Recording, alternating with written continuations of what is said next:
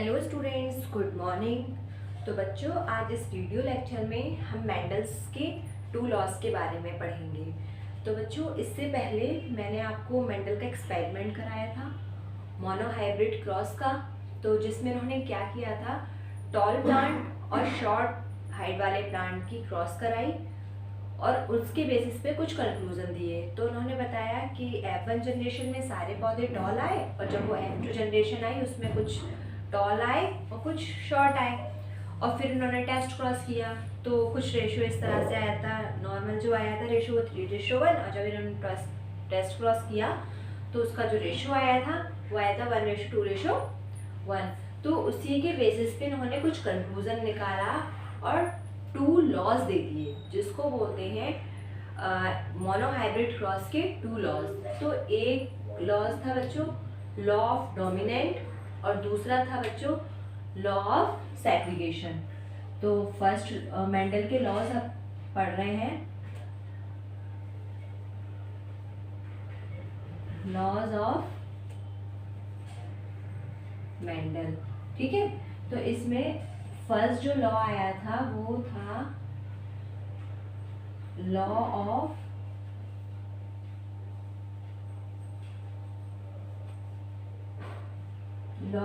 Dominance, और जो बच्चों आपका सेकेंड लॉ था वो था लॉ ऑफ सेग्रीगेशन।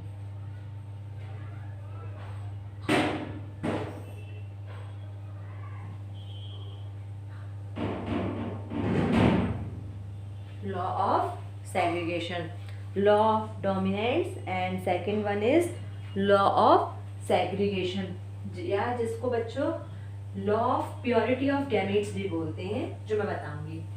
तो एक जो इन्होंने दिया लॉ ऑफ डोमिनेंस और दूसरा लॉ ऑफ सेग्रीगेशन, किस बेसिस पे दिया? अपने मोनोहाइब्रिड क्रॉस के बेसिस पे।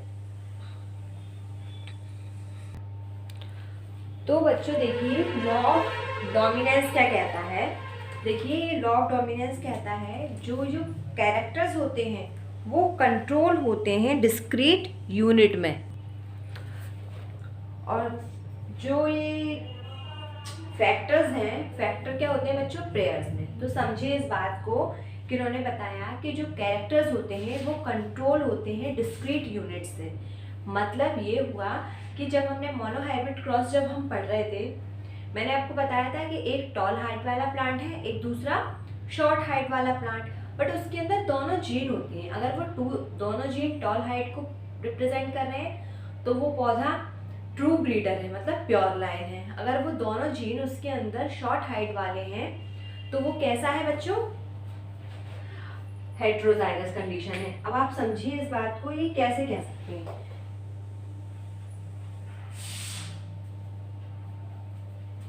कि अगर ये है, ये कंडीशन है, तो ये भी क्या है बच्चों?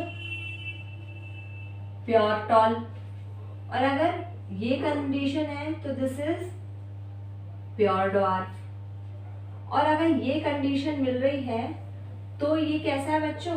हेट्रोजाइगस। तो आपने ये देखा कि जो भी ये कैरेक्टर है ट्रांसफर हो रहे हैं from one generation to another, ये किस में मिल रहे हैं बच्चों? पेयर्स में। किस में मिल रहे हैं? मतलब पेयर में, कोई सिंगल टी या स्मॉल टी या कैपिटल टी ट्रांसफर नहीं कर रहा, या हम इसको बोल रहे हैं ये कैपिटल है और ये शॉर्ट हाइट को रिप्रेजेंट कर रहा है, तो ऐसा नहीं होता। जो भी ये ट्रेट हैं, जो कैरेक्टर्स हैं, वो पेयर में ट्रांसफर करते हैं, जिसको बोलते हैं बच्चों हम फैक्टर। डिस्क्रीट यूनिट जिसको बोला गया है उसको बोले हैं फैक्टर। और जो ये फैक्टर है ये ट्रांसफर करते हैं एक जनरेशन से टू सेकेंड जनरेशन में, किस फॉर्म में बच्चों? पेयर्स में। तो आई थिंक ये आपको क्लियर हो गया होगा कि जो कैरेक्टर्स हैं कंट्रोल होते हैं किसी भी प्लांट के, चाहे वो शॉर्ट हाइट वाला हो या टॉल हाइट वाला प्लांट हो। तो जो कैरेक्टर है कंट्रोल हो रहे हैं डिस्क्रीट यूनिट से, जिनको बोला हमने फैक्टर। मतलब मेंडल ने बोला था फैक्टर। जब फर्दर डिस्कवरी हुई क्रोमोसोम वगैरह की तो इन्हीं फैक्टर्स को बच्चों बोला गया जीन। क्या बोला? जीन। मेंडल जब जीन वीन के बारे में नहीं जानते थे, बट उन्होंने ये बता दिया था कि हाँ ये कैरेक्टर ट्रांसफर हो रहे हैं, जिसको बोला फैक्टर। पर जब फर्दर डिस्कवरी हुई तो उन्हीं फैक्टर्स जो मेंडल ने बोले थे वो होते हैं बच्चों जीन। तो हम ये बोल सकते हैं कि जो कैरेक्टर हैं, किसी की भी विशेषताएं हैं, किसी की भी जो गुण हैं, वो ट्रांसफर करती हैं किस फॉर्म में? जीन्स की फॉर्म में। और जो ये जीन्स या फैक्टर मेंडल ने बोले, ये किस फॉर्म में ट्रांसफर करते हैं? पेयर्स की फॉर्म में, मतलब जोड़े की फॉर्म में। अगर ये सेम फैक्टर है, सेम जीन है, तो इसको बोलेंगे बच्चों होमोजाइगस, बताया था। और अगर ये डिफरेंट है, एक कैपिटल टी है और दूसरा स्मॉल टी है, तो इसको बोलेंगे बच्चों हम हेटेरोजाइगस। क्लियर हुआ? तो मेंडल ने लॉज दिए थे, लॉ ऑफ डोमिनेंट। तो लॉ ऑफ डोमिनेंट बच्चों हमारा ये कहता है कि जो कैरेक्टर्स हैं वो ट्रांसफर करते हैं from one generation to another, जिसको बोलते हैं हम फैक्टर। और इन फैक्टर्स को फर्दर जब डिस्कवरी हुई तो बताया इनफैक्ट यही फैक्टर क्या है बच्चों? हमारे जीन हैं।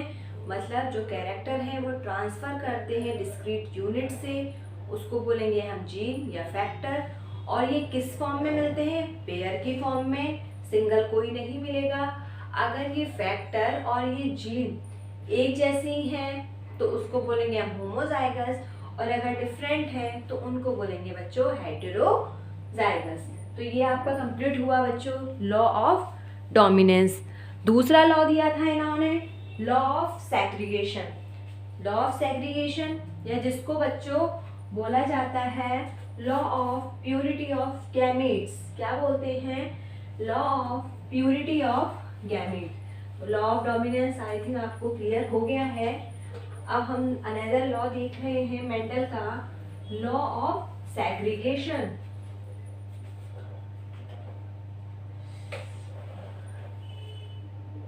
Law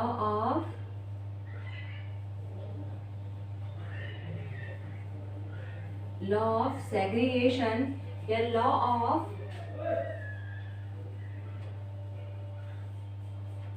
purity of gametes. ठीक है, तो लॉ ऑफ सेग्रीगेशन या law of purity of gametes ये क्या बोलता है? देखिए, ये लॉ जो है वो बेस्ड है इस फैक्ट पे कि जो एलील्स होते हैं वो ब्लेंडिंग शो नहीं करते हैं। Both the character are recovered as such in F2 generation through one is not seen in F1 generation through the parent contain two allele during gamete formation। देखिए, इस लॉ को समझते हैं कि ये लॉ क्या कहना चाह रहा है। तो लॉ ऑफ सेग्रीगेशन या law of purity of gamete, मतलब जो दो फैक्टर हुए या टू जीन्स हुए अलग अलग मूव करेंगे, बट क्या शो नहीं करेंगे बच्चों? ब्लेंडिंग शो नहीं करेंगे। अगर कोई जीन टॉल हाइट को रिप्रेजेंट कर रहा है तो वो generation to generation tall height को ही रिप्रेजेंट करेगा। ऐसा नहीं होगा कि वो टॉल वाला जीन शॉर्ट ड्वार्फ प्लांट को शो करने लगे, या वो शॉर्ट हाइट वाला जो जीन है वो टॉल हाइट वाले जीन के साथ रहकर टॉल हो जाए। तो ऐसा नहीं होता। जब जनरेशन टू जनरेशन अगर आप एक्सपेरिमेंट करते हो तब भी जो जीन्स हैं, जीन का जो कैरेक्टर है वो वही रहता है, तो ब्लेंडिंग नहीं होती है। देखिए, जब हमने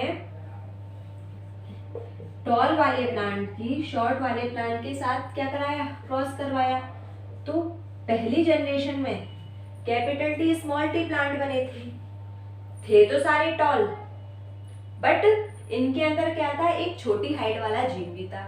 फिर क्या करा हमने? जब इनकी हमने सेल्फिंग करा दी तो कैपिटल टी बना, कैपिटल टी स्मॉल टी भी बने और स्मॉल टी भी बना। मतलब जो कैरेक्टर F1 जनरेशन में हाइड हो गया था वो F2 जनरेशन में दोबारा से देखिए आ गया, जो कि प्योर लाइन थी। तो इससे हम समझ सकते हैं कि जो एलील हैं, जो गैमीट्स हैं, वो ब्लेंडिंग शो नहीं करते, जो उनका अपने कैरेक्टर्स हैं वो अपने पास ही रखते हैं। इसीलिए इनको बोला गया है बच्चों law of purity of gametes, क्या बोलते हैं, law of purity of gametes. तो मेंडल के 2 लॉज कंप्लीट हुए, लॉ ऑफ डोमिनेंस और law of purity of gametes. देखिए कोई भी लॉज दे या कुछ भी डिस्कवरी के, उसके कुछ ना कुछ एक्सेप्शंस जरूर होते हैं बच्चों। तो जो मेंडल ने अपने लॉज दिए तो इनके भी कहीं ना कहीं एक्सेप्शन थे। मेंडल बोले थे लॉ ऑफ डोमिनेंस, मतलब अगर टॉल हाइट वाला प्लांट है तो वो क्या करेगा, F1 जनरेशन में शॉर्ट वाले को सप्रेस कर लेगा, ठीक है। तो अगर वो डोमिनेंट उसका कैरेक्टर है और दूसरा वाला जो F1 जनरेशन में हाइड नहीं हो रहा है तो वो रिसेसिव है, तो उन्होंने बताया लॉ ऑफ डोमिनेंस होता है। बट जब फर्दर स्टडी हुई तो देखा गया लॉ ऑफ डोमिनेंस हर जगह एप्लीकेबल नहीं होता, कहीं कहीं तो एप्लीकेबल है बट कहीं कहीं नहीं। तो हमने बोल दिया कि लॉ ऑफ डोमिनेशन वाला जो लॉ दिया गया है लॉ ऑफ डोमिनेंस का, उसमें कहीं ना कहीं एक्सेप्शन है, ठीक है। तो मेंडल्स की जो 2 लॉज आए, लॉ ऑफ डोमिनेंस और लॉ ऑफ सेग्रीगेशन, इनमें भी कहीं ना कहीं बच्चों क्या है, एक्सेप्शन आए। तो अब हम देखते हैं कि इनके क्या थे एक्सेप्शन। तो जो मेंडल के 2 लॉज थे, लॉ ऑफ डोमिनेंस और law of purity of gametes, इनमें भी क्या है बच्चों, एक्सेप्शन आए। अब हम देखते हैं लॉ ऑफ डोमिनेंस। इन्होंने बताया था कि एक कैरेक्टर दूसरे के ऊपर कैसा है बच्चों, डोमिनेंस शो कर रहा है, अपना मतलब अधिकार शो करता है। और दूसरा वाला था लॉ ऑफ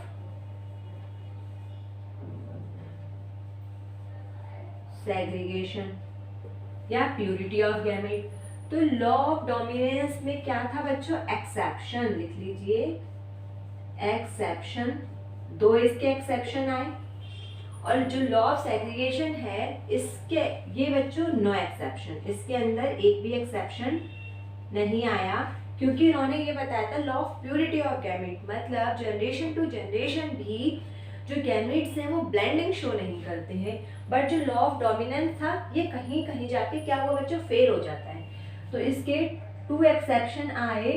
एक तो आया बच्चों आपका इनकम्प्लीट डोमिनेंस, इनकम्प्लीट डोमिनेंस, और दूसरा आया को डोमिनेंस। दूसरा आया बच्चों को डोमिनेंस। तो इसी जिस तरह से आपको लिखाया जा रहा है बच्चों उसी तरह से आप लिखिए।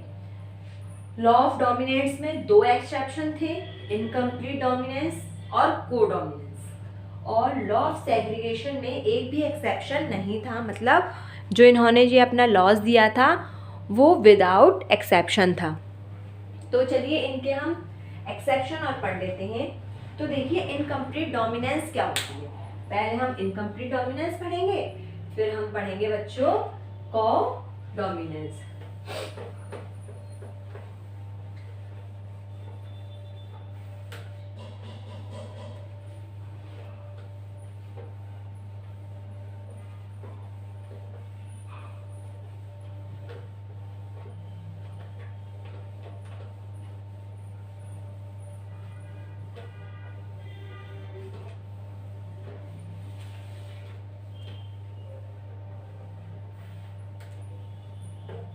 तो पहले बच्चों हम देख रहे हैं इनकम्प्लीट डोमिनेंस, जो मेंडल्स के लॉ की क्या है बच्चों, एक्सेप्शन। पहला देख रहे हैं हम इनकम्प्लीट डोमिनेंस। तो जो इनकम्प्लीट डोमिनेंस का फिनोमेना बच्चों आपको एक डॉग फ्लावर बोलते हैं, जिसको बोलते हैं स्नैप ड्रैगन, उसमें आपको देखने को मिलता है। तो इसमें कैसे फ्लावर होते हैं बच्चों, देखिए इसके अंदर होते हैं बच्चों, जो डोमिनेंट फ्लावर है वो है रेड कलर वाला, और जो दूसरा फ्लावर है बच्चों वो है आपका वाइट कलर का। तो एक फ्लावर को हम या तो ऐसे लिख सकते हैं बिल्कुल रेड है, और दूसरा वाला क्या है बच्चों, वाइट। इसको आप देखिए, this is red colour and this stand for white colour. एक फ्लावर इसमें रेड है और दूसरा कैसा है बच्चों, वाइट। तो इन दोनों के बीच में, प्योर रेड और प्योर वाइट वाले के बीच में क्या कराया बच्चों, क्रॉस कराया। ठीक है, तो आप देखिए आर को आर से कराएंगे तो कैपिटल आर स्मॉल आर, फिर इस वाले को मैंने इससे कराया कैपिटल आर स्मॉल आर, फिर इसका इससे capital R small R, capital R small R. तो जो F1 जो जनरेशन आई, तो इसके अंदर बच्चों देखिए क्या देखने को मिला, जो डोमिनेंट कलर था वो रेड था और जो रिसेसिव था वो वाइट था। मतलब एक वाइट फ्लावर था वो रिसेसिव है और दूसरा डोमिनेंट है। अब अकॉर्डिंग टू मेंडल के अकॉर्डिंग आप देखिए इनका जीनोटाइप रेशियो सेम लग रहा है ना, एक कैपिटल आर एक स्मॉल आर है। तो मेंडल के अकॉर्डिंग तो होना क्या चाहिए था कि F1 जनरेशन के सारे जो फूल हैं, सारे जो फ्लावर हैं वो रेड हो जाने चाहिए थे, बट हुआ क्या कि F1 जनरेशन में जो फ्लावर बने उनका कलर ही चेंज था। क्या था कलर, वो किस कलर के थे, वो बने बच्चों सारे फूल किस कलर के, पिंक कलर के, मतलब गुलाबी कलर के फूल बने वो, जो कि ना तो वाइट था और ना ही वो रेड था। और मेंडल साहब क्या कहते थे कि भाई कंप्लीट डोमिनेंस होता है, मतलब एक जीन दूसरे जीन को दबा लेता है, मतलब सप्रेस कर लेता है। अगर मेंडल का यहाँ लॉ फॉलो होता तो ये था कि पहली जनरेशन में जो भी फूल बने थे वो सब कैसे होते बच्चों, लाल होते, मतलब रेड कलर के होते। बट हर किसी की चीज का एक्सेप्शन होता है, यही एक्सेप्शन शो कर दिया इस स्नैपड्रैगन के फूल ने, फ्लावर ने, जिसको डॉग फ्लावर बोलते हैं। तो इसमें क्या हुआ, F1 जो जनरेशन बनी उसमें जो फूल निकले वो ना तो कंप्लीट रेड थे ना कंप्लीट वाइट थे, बीच का कलर इनके बीच में आया, जिसको बोला बच्चों हमने पिंक कलर के फूल बने, या पिंक कलर के उसमें क्या बने बच्चों, F1 जनरेशन के अंदर पिंक कलर के बच्चों फ्लावर बने। अब क्या हुआ, इस F1 जनरेशन की आपस में क्या करा दी बच्चों, selfing.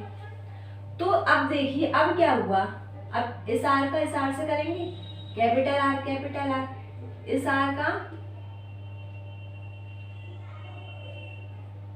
Capital R small are, फिर इस आर का इस आर से कैपिटल आर स्मॉल आर, फिर स्मॉल आर स्मॉल आर। अब F2 जनरेशन में जो रिजल्ट थे वो और ज्यादा चौंकाने वाले थे। कैपिटल आर कैसा है बच्चों, रेड। ये किस कलर के फ्लावर बने, पिंक, और ये बन गए आपके वाइट। तो देखा आपने इसमें 3 तरह के फ्लावर बन चुके हैं। 25% जो फूल बने हैं वो लाल कलर के हैं, 50% जो फूल बने हैं वो गुलाबी कलर के हैं, और जो 25% फूल बने हैं वो वाइट कलर के हैं। तो इनका जो रेशो आया वो बच्चों क्या आया, 1:2:1। यही सेम रेशो आया इनका जीनोटाइप का, सॉरी,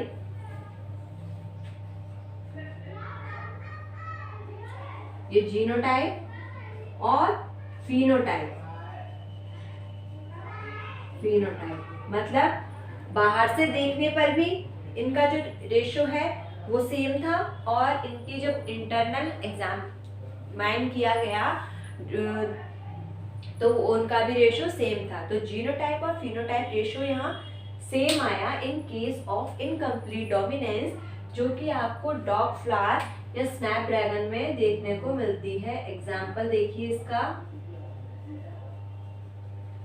स्नैपड्रैगन, ठीक है, ये एक फूल होता है स्नैप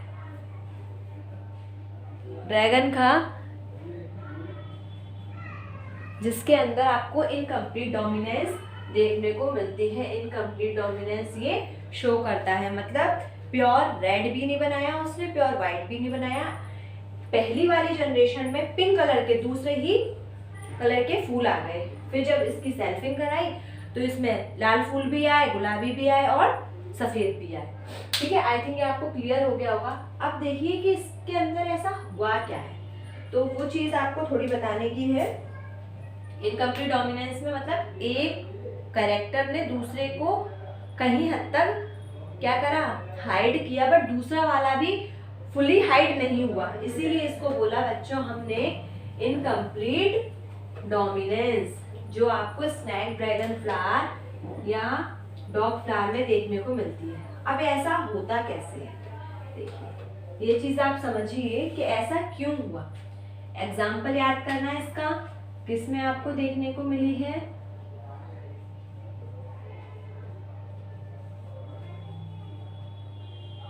स्नैपड्रैगन में, ठीक है। ये देखिए कि इसमें ऐसा क्या हुआ है जिसकी वजह से ये इनकम्प्लीट डोमिनेंस शो करने लगा है। देखिए किसी की, चाहे वो एनिमल हो प्लांट हो, हर किसी की बॉडी में क्या होते हैं बच्चों, प्रोटीन्स होते हैं, जिनकी वजह से उनके जो कैरेक्टर्स हैं, जो इनके स्पेशल गुण हैं वो दिखाई देते हैं। तो ये वाला जो रेड रेड फ्लावर था ना, इसकी हमने सेल्फिंग करा देते इस वाइट फ्लावर के साथ। तो ये किस तरह की प्रोटीन बनाएगा बच्चों, ये बनाएगा रेड कलर की प्रोटीन, जो फ्लावर को कैसा दे बच्चों, रेड कलर प्रोवाइड कराए, या रेड एंटीजन बना रहा है वो, या हम कुछ भी बोल सकते हैं, बट ये कोई भी कलर पिगमेंट नहीं बना पा रहा। तो ये तो अपना बना रहा था, बट ये वाला नहीं बना पा रहा था। तो इसने तो अपने हिस्से का पिगमेंट बना लिया है, बट इसने पूरा नहीं बनाया है। तो ऐसा नहीं होगा कि आर वाले ने बनाया है तो छोटे वाला जो व्हाइट फ्लावर है उसने नहीं बनाया तो वो पूरा ही उस पर अपना असर छोड़ दे, ऐसा नहीं हुआ इस केस में। इस केस में ये हुआ है, अगर ये आर है, अगर यहाँ भी कैपिटल आर होता है या रेड कलर का फ्लावर होता तो ये अपने हिस्से की प्रोटीन बना लेता, अगर ये भी बना ले तो लाल फूल बन गया। बट इसने तो अपने हिस्से की प्रोटीन बना ली और इसने अपने हिस्से की प्रोटीन ये नहीं बना पाया। तो जितना कलर इसको आर को देना था वो तो इसने दिया, बट दूसरे वाले ने कोई प्रोटीन ही नहीं बनाई, कोई पिगमेंट ही नहीं बनाया, इसलिए कलर कैसा हुआ बच्चों, थोड़ा सा लाल से हल्का हो गया। क्लियर हुई बात। अब जब हमने इनकी सेल्फिंग करा दी है तो इस आर, यहाँ इसको दोनों आर मिल गए, तो इसने अपने हिस्से की प्रोटीन भी बना ली और इसने भी बना ली, तो कलर शो हो गया रेड। ऐसे मिले तो इसने बना ली, इसने नहीं बनाई है, तो यहाँ जो कलर था डार्क से थोड़ा लाइट हो गया, और इन दोनों में से किसी ने भी बनाई ही नहीं है, तो ये हो गए बच्चों व्हाइट। तो आई थिंक इनकम्प्लीट डोमिनेंस आपको समझ में आ गया होगा कि एक जीन अपनी प्रोटीन बना लेता है और दूसरा वाला नहीं बना पाता, तो उनका जो इफेक्ट है वो थोड़ा कम हो जाता है। अब आती है बात बच्चों कोडोमिनेंस की। किसकी? कोडोमिनेंस। इनकम्प्लीट डोमिनेंस एक इसका एक्सेप्शन है लॉ ऑफ डोमिनेंस का, और दूसरा है बच्चों आपका कोडोमिनेंस।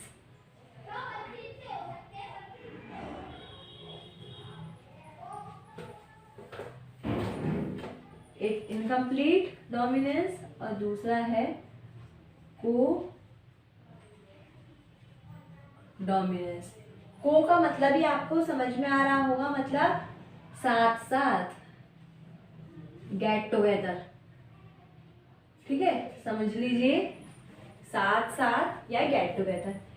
ये जो कोडोमिनेंस का फिनोमेना है बच्चों, ये आपको कहाँ देखने को मिलेगा? पॉपुलेशन के केस में हम स्टडी करते हैं, और ह्यूमन का जो ब्लड ग्रुप होता है वो एक बहुत अच्छा एग्जाम्पल है किसका बच्चों? कोडोमिनेंस का। तो इसके एग्जाम्पल में आपको कहाँ देखने को मिलेगा? सिर्फ ये पॉपुलेशन में, पॉपुलेशन में देखने को ही मिलता है ये फिनोमेना। और कहाँ मिलता है? ABO blood group. ह्यूमन में यही तो ब्लड ग्रुप मिलता है बच्चों, ABO, ठीक है। तो ये फिनोमेना आपको कोडोमिनेंस का ह्यूमन के ब्लड ग्रुप में आपको देखने को ये मिलता है। This is the blood group. अब देखिए होता क्या है, इसमें आपको 6 कॉम्बिनेशन देखने को मिलेंगे, 6 टाइप के कॉम्बिनेशन। देखिए इसमें ये 3 जीन है, अभी तक हमने सिर्फ 2 जीन की बात कर रहे थे, एक डोमिनेंट और एक रिसेसिव। यहाँ पे कैसे हैं, एक ए है, एक बी है और एक ओ है, तीनों जीन मिलेंगे एक साथ। अब इनका इफेक्ट कैसे होगा, अगर किसी पॉपुलेशन में इस जीन ने अपनी प्रोटीन बनाई और इसने भी बना ली और इसने भी बना ली, बी वाले ने, बट इस ओ ने नहीं बनाई, तो जो उसका ब्लड ग्रुप है वो कैसा हो जाएगा बच्चों, ए बी। कैसा होगा बच्चों, ए और बी। अगर 6 पॉसिबल कॉम्बिनेशन बन सकते हैं, अगर इसने अपनी प्रोटीन बनाई और इसने प्रोटीन अपनी नहीं बनाई, तो ब्लड ग्रुप कैसा हो गया बच्चों, सिर्फ ए ओ। देखिए इसकी अपनी कोई, आप इस बात को समझिए, अगर ये प्रोटीन बनाता भी है तो अभी इसके ऊपर कोई एंटीजन प्रेजेंट नहीं है, तो इसका इफेक्ट इन पे नहीं पड़ेगा। तो अगर बी ने तो कोई प्रोटीन नहीं बनाई है और ओ चाहे बनाए या ना बनाए, अगर ए ओ मिल रहा है ये कॉम्बिनेशन, तो ब्लड ग्रुप कैसा होगा बच्चों, ए। अगर ए नहीं बना रहा है, बी बना लेता है और ओ ने बना ली, तो कॉम्बिनेशन बच्चों कैसा मिलेगा आपको, बी ओ। तो ब्लड ग्रुप आपका कैसा हो गया बच्चों, बी ब्लड ग्रुप। अगर ये आपके 3 टाइप के ब्लड ग्रुप आपको देखने को मिले कि ए बी हो सकता है, ए ब्लड ग्रुप हो सकता है, बी हो सकता है, या अगर ए भी नहीं बना रहा, बी भी नहीं बना रहा और ओ बना रहा है, तो ब्लड ग्रुप आपका कैसा होगा बच्चों, ए बी ओ। तो ए तो नहीं बना रहा बट ओ बना रहा है, तो ब्लड ग्रुप आपका बच्चों हो जाएगा ओ ब्लड ग्रुप। तो इसको हम इस तरह से डिनोट कर सकते हैं, ए बी ना लिख के सिंपल हम क्या लिख देंगे बच्चों, ओ ब्लड ग्रुप। तो इतने टाइप के ब्लड ग्रुप आपको देखने को मिल सकते हैं। ए बी ब्लड ग्रुप मिलता है, ए ओ ब्लड ग्रुप में होता है, बी ब्लड ग्रुप होता है और ओ ब्लड ग्रुप। तो इतने तरह के आपको पॉसिबल कॉम्बिनेशन देखने को मिल जाते। तो ह्यूमन के केस में आपको कितने ब्लड ग्रुप देखने को मिलते हैं बच्चों, 4 टाइप के, A blood group, B blood group, A B और ओ। और ये किसका फिनोमेना है बच्चों, दिस इज अ कोडोमिनेंस। तो ह्यूमन के केस में आपको इस ए बी ओ 3 जीन से 4 पॉसिबल कॉम्बिनेशन आपको देखने को मिलते हैं। कौन कौन से, ए बी एंड ओ। तो ये 4 पॉसिबल कॉम्बिनेशन आपको देखने को मिलते हैं इस कोडोमिनेंस के केस में, जिसमें दोनों ही अपना असर देते हैं। अगर दोनों ही जीन अपना इफेक्ट दे रहे हैं तो वो A B blood group show करेंगे। अगर एक जीन दे रहा है ए वाला तो ए ब्लड ग्रुप, बी वाला दे रहा है तो बी ब्लड ग्रुप। अगर ए बी दोनों ही नहीं दे रहे तो वो ब्लड ग्रुप कैसा होगा बच्चों, ओ ब्लड ग्रुप। तो इनकम्प्लीट डोमिनेंस और codominance is a totally exception of Mendel's law of dominance. Law of dominance he 2 exception थे, इनकम्प्लीट डोमिनेंस और बच्चों कोडोमिनेंस। तो इसी के साथ जो मेंडल ने जो लॉज दिए और इनके जो एक्सेप्शन थे वो हम डिस्कस कर चुके हैं बच्चों। इससे नेक्स्ट वाली क्लास में हम मेंडल का एक अनदर एक्सपेरिमेंट पढ़ेंगे, क्योंकि मेंडल जो थे ना, उन्होंने जब एक जीन का एक्सपेरिमेंट कर लिया तो फिर उनके वो वहीं नहीं रुके, फिर उन्होंने देखा कि क्यों ना 2 जीन को लेकर आगे एक्सपेरिमेंट किया जाए, तो उसको बोलेंगे हम बच्चों डाई हाइब्रिड क्रॉस। ठीक है, तो इससे नेक्स्ट क्लास में बच्चों हम डाई हाइब्रिड क्रॉस डिटेल में डिस्कस करेंगे। जब तक के लिए आप इन वीडियोस को बार बार देखिए, समझिए कॉन्सेप्ट को, तभी चीज़ें क्लियर होंगी। चलिए मिलते हैं नेक्स्ट क्लास में, जब तक के लिए थैंक यू सो मच।